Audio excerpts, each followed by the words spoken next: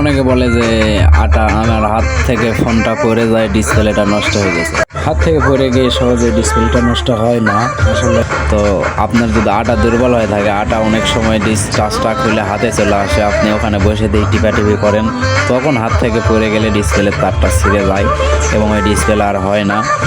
তো যদি এরকম আটা হাতে খুলে আসে, অবশ্যই আপনি 50-100 টাকা দিয়ে কোনো মোবাইল ইলেকট্রিশিয়ানকে দিয়ে আটা মেরে নেবেন। নয়তো একটা রিস্ক থাকে কি, যে হাত থেকে যদি ফোনটা পড়ে যায় তো ডিসপ্লেটা খুলে ছিঁড়ে যায়, ছিঁড়ে গেলে ওই ডিসপ্লে আর হবে না।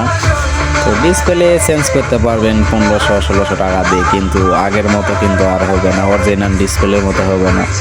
তাই অবশ্যই ওই রিস্কটা না নিয়ে আপনি আটাটা ভালো করে সুন্দর করে মেরে নেবেন। আর আটা মারার পর অনেকে বলে আটা আমার টিকে না, কিছুদিন পর আবার খুলে যায়। এই ওভারটা যেটা মারা হয় এটা অবশ্যই 3 ঘন্টা রাখার চেষ্টা করবেন। 3 ঘন্টার আগে খুললে কিন্তু আটাটা লাস্টিং করে না, তাই 3 ঘন্টা অবশ্যই রাখবেন।